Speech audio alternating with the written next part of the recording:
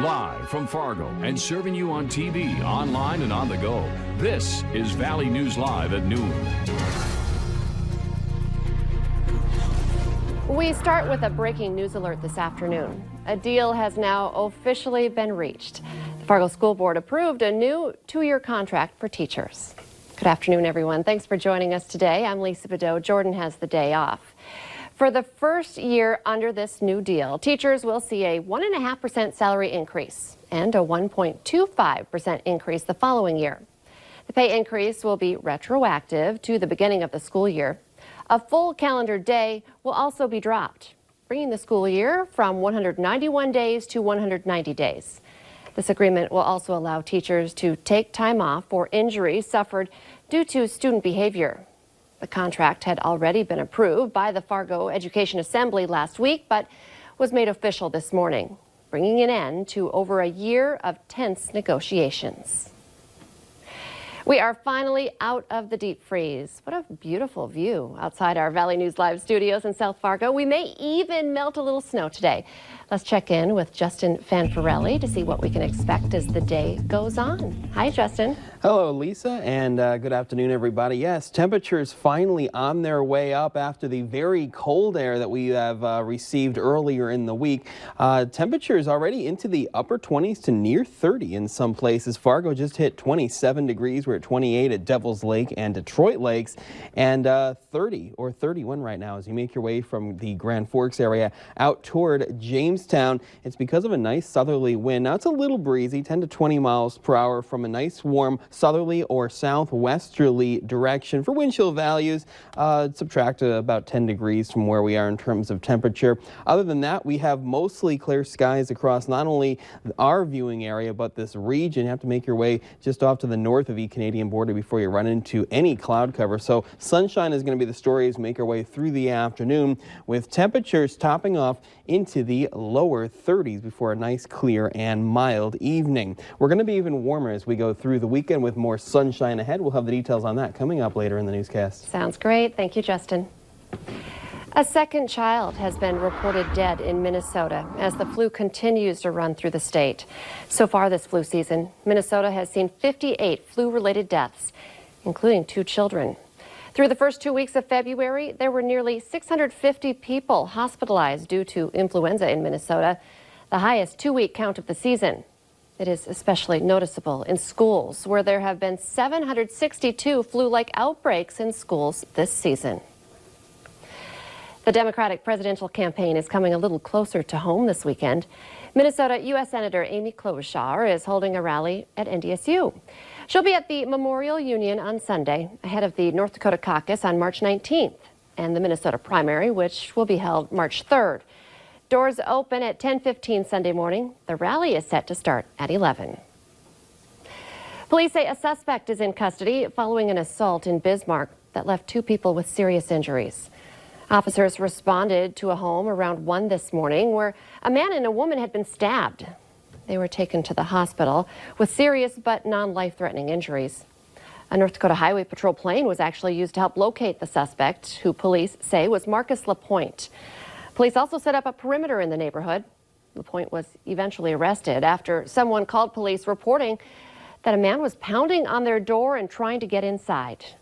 LaPointe was taken to the hospital for possible frostbite. Authorities say he did know the victims.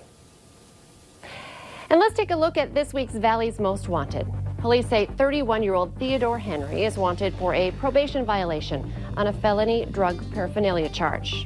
His picture's on your TV right now. Take a look and call your local law enforcement if you have any information on him. While still mourning the loss of her husband, a Perham, Minnesota woman found the perfect way to also celebrate the birth of their son. Minnesota National Guard soldier Charles Nord died just over 2 months ago in a Black Hawk helicopter crash. His wife, Kaylee, was pregnant when he died. Baby Jack Charles Nord arrived recently, February 11th. While the family is still coming to terms with the loss of Charles, a friend and local photographer, Sarah Jean, says she was able to capture a glimpse into their lives with these pictures. She says it was a heartbreaking photo shoot, but at the same time, she could feel all of the love, joy, pain, and sorrow that is wrapped around this new baby under these tough circumstances. Too many families know firsthand farming is one of the most dangerous professions. Even in the past week, there was a death in a farm accident in Oaks, North Dakota.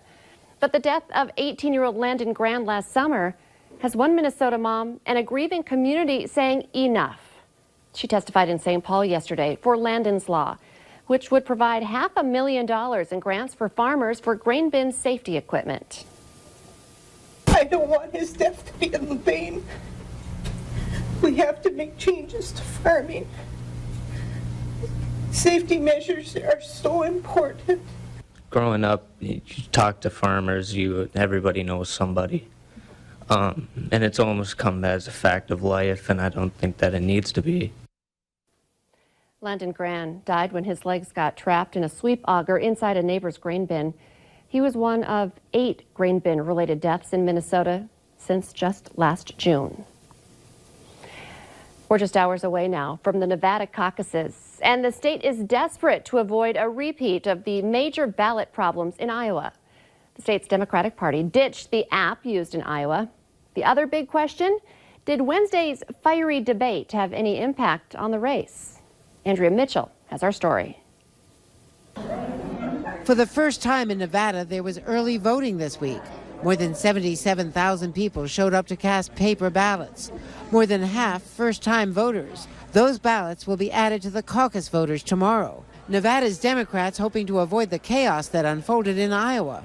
The party here deploying what it calls a caucus calculator, with volunteers using iPads and a Google-based software to count the votes tomorrow. Not on any ballot here, Mike Bloomberg, the billionaire trying to regroup after taking a bruising in Wednesday's contentious Las Vegas debate. The former New York mayor suggesting the onstage fighting only helped the president. So how was your night last night? Look, the real winner in the debate last night was Donald Trump. Overnight, Elizabeth Warren ramping up her attack on Bloomberg over his alleged history of sexist remarks, again calling on him to release women from non-disclosure agreements. I used to teach contract law, and I thought I would make this easy. I wrote up a release and covenant not to sue, and all that Mayor Bloomberg has to do is download it, I'll text it, and then the women or men will be free to speak and tell their own stories. But with Bloomberg spending $7 million a day on political ads and Bernie Sanders leading several national polls, the other candidates are hoping to slow their momentum before Super Tuesday in less than 2 weeks when 14 states vote. The top prize, California, with 416 delegates. A new Monmouth University poll showing Bernie Sanders with a big advantage in the state, and Joe Biden no longer the frontrunner, perhaps with the most to prove. Here in Nevada, it's a caucus. We've seen what happened in Iowa. How confident are you that they can do it better? Well, I'm not. I'm hoping they can do it better. But for example, there's been a lot of early voting. People waiting in lines, I'm told, up to 4 hours in some cases to vote. And you walk in, I don't think people know how it works. Since Wednesday's debate, Elizabeth Warren says her campaign has seen a big boost in donations, bringing in more than $5 million, money she'll need to compete in Super Tuesday.